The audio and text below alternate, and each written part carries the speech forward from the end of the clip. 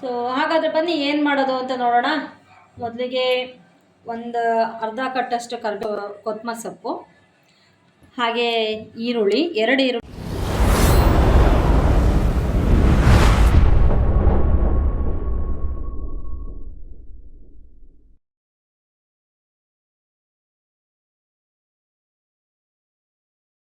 ತೊಗೊಂಡಿದ್ದೀನಿ, ಶುಂಠಿ ಬೆಳ್ಳುಳ್ಳಿ ಪೇಸ್ಟ್, ಸಬ್ಬಕ್ಕಿ ಸೊಪ್ಪು, ಹಾಗೆ ಮೆಂತ್ಯ ಸೊಪ್ಪು, ಪುದೀನ ಸೊಪ್ಪು, ಹಾಗೆ ಇದ್ಕಿದ ಬೇಳೆ.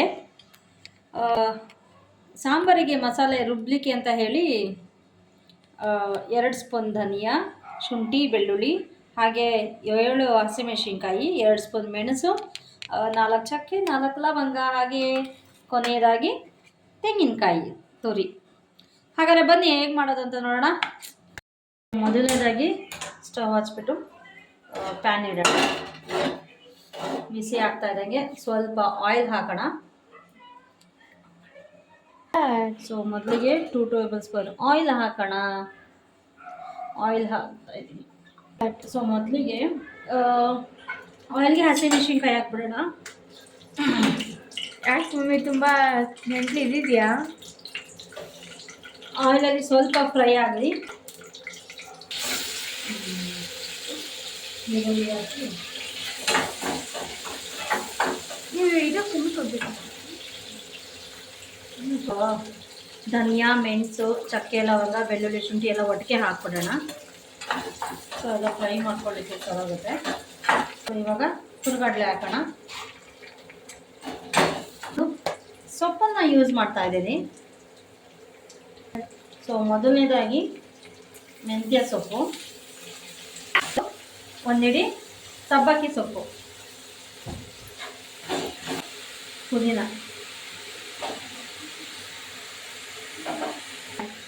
ಒಂದು ಅರ್ಧ ಕಟ್ಟಷ್ಟು ಕೊತ್ತಂಬರಿ ಸೊಪ್ಪನ್ನ ಯೂಸ್ ಮಾಡ್ತಾ ಇದ್ದೀವಿ. ಚೆನ್ನಾಗಿ ಬಾಡ್ಸೋಣ ಇದೆಲ್ಲ.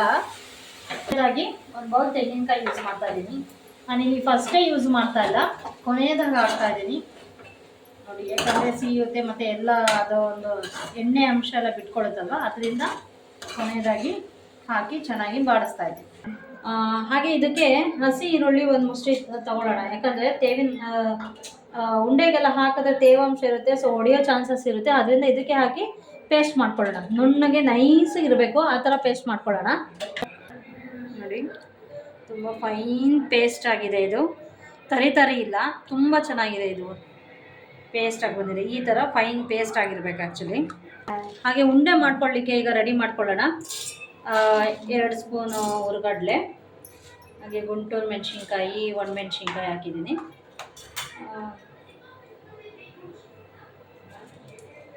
ಒಂದು 1/2 ಸ್ಪೂನ್ ಅಷ್ಟು ಮೆಣಸು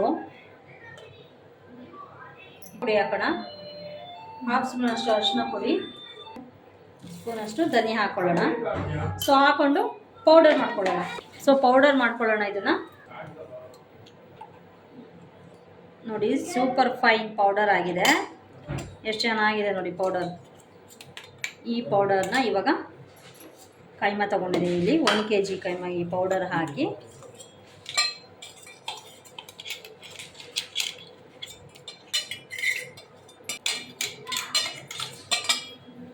ಹಾಗೆ ನಾವು ಏನು ಪೇಸ್ಟ್ ಮಾಡಿದ್ದೀವಲ್ಲ ಮಸಾಲೆ, ಸೊ ಆ ಮಸಾಲೆ ಒಂದು 3 ಟೇಬಲ್ ಸ್ಪೂನ್ ತಗೊಳ್ಳೋಣ.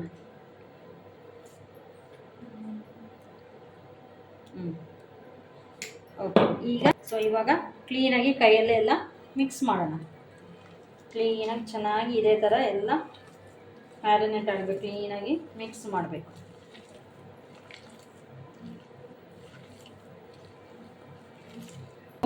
ಇದನ್ನು ದಪ್ಪ ಥರ ಗ್ರೈಂಡ್ ಮಾಡ್ಕೊಳ್ಳೋಣ. ಜಸ್ಟ್ 2 ಸತಿ ಹಿಂಗೆ ಇದು ಮಾಡೋದು ಅಷ್ಟೇ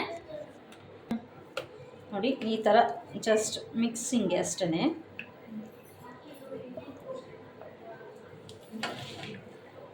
ಸೊ ಇವಾಗ ಸಾಂಬಾರಿಗೆ ಬಾಣಲಿ ಇಟ್ಕೊಂಡಿದ್ದೀವಿ. 2 ಟೇಬಲ್ ಸ್ಪೂನ್ ಆಯಿಲ್ ಹಾಕಿದ್ದೀವಿ.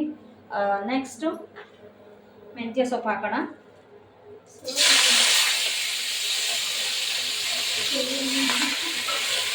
ಅದರ ನೆಕ್ಸ್ಟು ಸ್ವಲ್ಪ ಸಬ್ಬಕ್ಕಿ ಸೊಪ್ಪು ಹಾಕೋಣ. ಸೊ ಚೆನ್ನಾಗಿ ಬಾಡಿಸೋಣ. ಚುಕ್ಕೆ ಸೊಪ್ಪು ಅಂತ ಬರುತ್ತೆ. ಸ್ಟಾರ್ಟ್. ಇವಾಗ ರುಬ್ಕೊಂಡಿರೋಂಥ ಮಸಾಲೆ ಇದೆಯಲ್ಲ ಅದನ್ನು ಹಾಕೋಣ.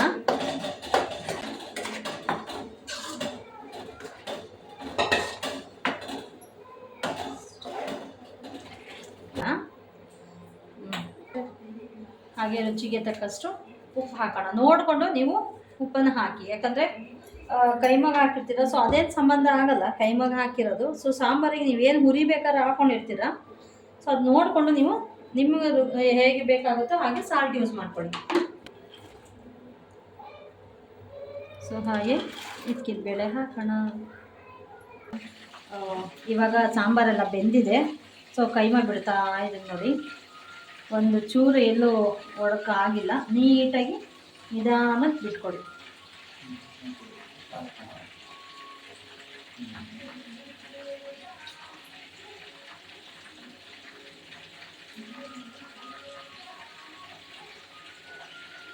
ಒಂದೊಂದೇ ನಿಧಾನಕ್ಕೆ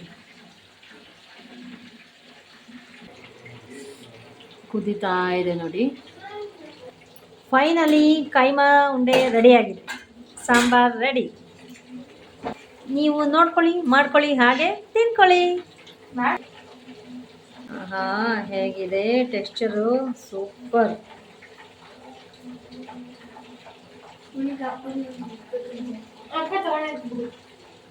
ಸಾಂಬಾರ್ ತುಂಬ ಗಟ್ಟಿನೂ ಇಲ್ಲ, ತುಂಬ ತೆಳುವೂ ಇಲ್ಲ, ತುಂಬ ಚೆನ್ನಾಗಿ ಬಂದಿದೆ. ಟೆಕ್ಸ್ಚರ್ ಮಾತ್ರ ಸಕ್ಕತ್ತಾಗಿದೆ ನೋಡಿ. ಬಿಸಿ ಬಿಸಿ ಕೈಮಾ ಉಂಡೆ ಏನು ಸೂಪರ್ ಆಗಿದೆ ಅಲ್ಲ. ನೀವು ಹಾಗೆ ಟ್ರೈ ಮಾಡಿ ಹೇಗಿದೆ ಟೇಸ್ಟ್ ನನ್ನ ಕಮೆಂಟ್ಸಲ್ಲಿ ತಿಳಿಸಿ. ಓಕೆ, ತುಂಬ ಚೆನ್ನಾಗಿ ಬಂದಿದೆ ಸ್ನೇಹಿತರೆ. ಹೈಜೀನ್ ಆಗಿದೆ, ನೋಡಲಿಕ್ಕೆ ಒಳ್ಳೆ ಲುಕ್ ಆಗಿದೆ ನೋಡಿ. ಎಲ್ಲೂ ಕೈಮಾ ಉಂಡೆ ಹೊಡ್ಕೊಂಡಿರೋದಿಲ್ಲ, ಕ್ಲಿಯರಾಗಿ ಬಂದಿದೆ. ಸೊ ಗ್ರೀನಿಶ್ ಆಗಿ ಬರೀ ಸೊಪ್ಪುಗಳಲ್ಲೇ ಮಾಡಿರುವಂತಹ ಕೈಮಾ ಉಂಡೆ ಹೇಗಿದೆ ಟೇಸ್ಟ್ ಮಾಡಿ, ನೀವು ಮನೇಲಿ ಟ್ರೈ ಮಾಡಿ, ಟೇಸ್ಟ್ ಮಾಡಿ, ಹಾಗೆ ಕಾಮೆಂಟ್ಸಲ್ಲಿ ತಿಳಿಸಿ. ಓಕೆ, ಯಾರೆಲ್ಲ ನನ್ನ ಒಂದು ಚಾನಲ್ನ ವೀಕ್ಷಣೆ ಮಾಡ್ತಾ ಇದ್ದೀರಾ ದಯವಿಟ್ಟು ಸಬ್ಸ್ಕ್ರೈಬ್ ಮಾಡಿ. ಸಬ್ಸ್ಕ್ರೈಬ್ ಮಾಡಿರೋರು ಈ ವಿಡಿಯೋನ ಕೊನೆವರೆಗೂ ವಾಚ್ ಮಾಡಿ. ಹಾಗೆ ಇಷ್ಟ ಆದಲ್ಲಿ ಲೈಕ್ ಮಾಡಿ, ಶೇರ್ ಮಾಡಿ, ಕಮೆಂಟ್ಸ್ ಮಾಡೋದನ್ನು ಮಾತ್ರ ಮರಿಬೇಡಿ. ಥ್ಯಾಂಕ್ ಯು ಸ್ನೇಹಿತರೆ, ಧನ್ಯವಾದಗಳು. ಸೊ ಈ ಮೂಲಕ ನನ್ನ ಒಂದು ವಿಡಿಯೋನ ಎಂಡ್ ಮಾಡ್ತಾ ಇದ್ದೀನಿ. ಧನ್ಯವಾದಗಳು. ಹೇಗಿದೆ ಟೆಕ್ಸ್ಚರು? ಸೂಪರ್.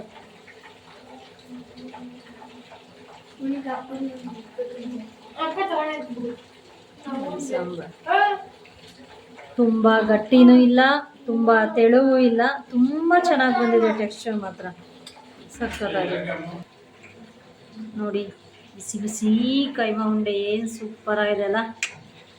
ನೀವು ಹಾಗೆ ಟ್ರೈ ಮಾಡಿ ಹೇಗಿದೆ ಟೇಸ್ಟ್ ನನ್ನ ಕಮೆಂಟ್ಸಲ್ಲಿ ತಿಳಿಸಿ. ಓಕೆ, ತುಂಬ ಚೆನ್ನಾಗಿ ಬಂದಿದೆ ಸ್ನೇಹಿತರೆ.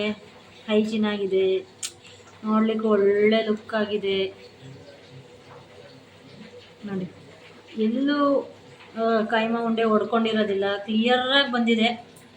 ಸೊ ಗ್ರೀನಿಶ್ ಆಗಿ ಬರೀ ಸೊಪ್ಪುಗಳಲ್ಲೇ ಮಾಡಿರುವಂತಹ ಕೈಮಾ ಉಂಡೆ ಹೇಗಿದೆ ಟೇಸ್ಟ್ ಮಾಡಿ, ನೀವು ಮನೇಲಿ ಟ್ರೈ ಮಾಡಿ, ಟೇಸ್ಟ್ ಮಾಡಿ, ಹಾಗೆ ಕಾಮೆಂಟ್ಸಲ್ಲಿ ತಿಳಿಸಿ. ಓಕೆ, ಯಾರೆಲ್ಲ ನನ್ನ ಒಂದು ಚಾನಲ್ನ ವೀಕ್ಷಣೆ ಮಾಡ್ತಾ ಇದ್ದೀರಾ ದಯವಿಟ್ಟು ಸಬ್ಸ್ಕ್ರೈಬ್ ಮಾಡಿ. ಸಬ್ಸ್ಕ್ರೈಬ್ ಮಾಡಿರೋರು ಈ ವಿಡಿಯೋನ ಕೊನೆವರೆಗೂ ವಾಚ್ ಮಾಡಿ. ಹಾಗೆ ಇಷ್ಟ ಆದಲ್ಲಿ ಲೈಕ್ ಮಾಡಿ, ಶೇರ್ ಮಾಡಿ, ಕಮೆಂಟ್ಸ್ ಮಾಡೋದನ್ನು ಮಾತ್ರ ಮರಿಬೇಡಿ. ಥ್ಯಾಂಕ್ ಯು ಸ್ನೇಹಿತರೆ, ಧನ್ಯವಾದಗಳು. ಸೊ ಈ ಮೂಲಕ ನನ್ನ ಒಂದು ವಿಡಿಯೋನ ಎಂಡ್ ಮಾಡ್ತಾ ಇದ್ದೀನಿ. ಧನ್ಯವಾದಗಳು.